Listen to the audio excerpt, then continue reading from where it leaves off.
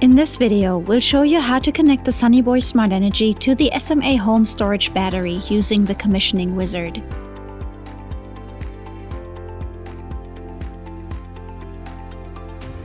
Note that you can only go through the commissioning wizard once. If you want to change the settings afterwards, open the parameter configuration.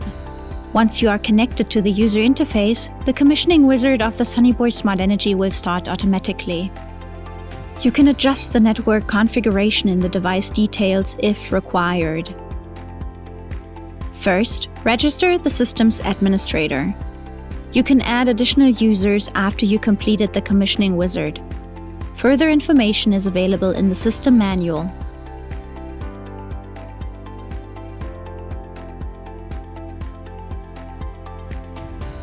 Select a device name.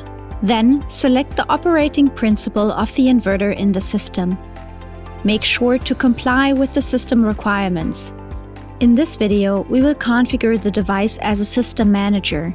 Note that the next settings will be transferred to all subordinate devices.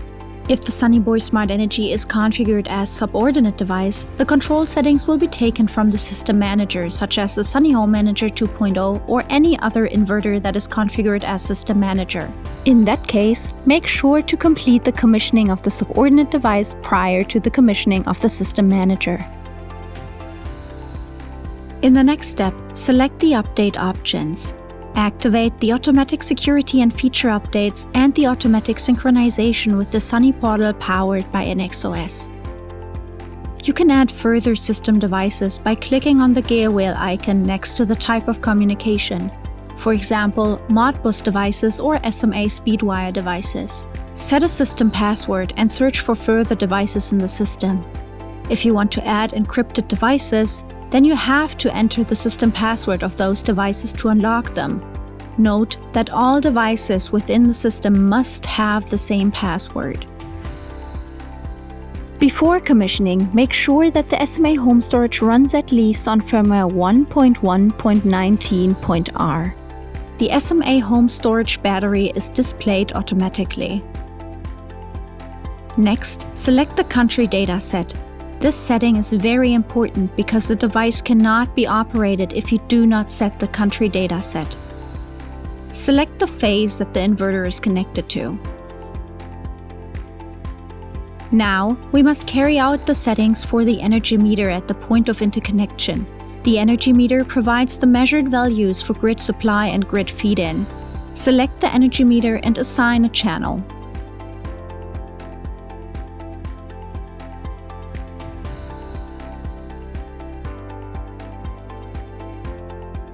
In the next step, you can configure the communication via Modbus. However, we will not configure Modbus in this video. In the grid settings, specify the nominal voltage and assign a phase reference and indicate the nominal system power. The nominal system power can be indicated either as total AC power or as total DC power. Also, enter the nominal values of your system for active, reactive, and apparent power. You can either enter the nominal values manually or have them calculated from the nominal system power.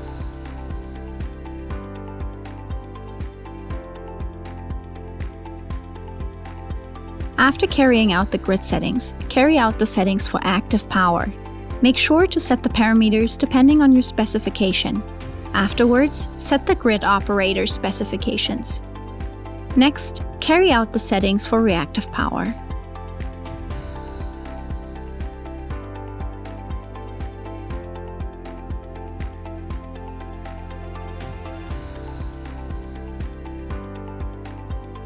The configuration in the commissioning wizard is now complete. Afterwards, the energy management must be activated. To do this, navigate to Configuration Energy Management. After the initial commissioning, you have to create a profile. In our case, we activate the maximum increased self-consumption.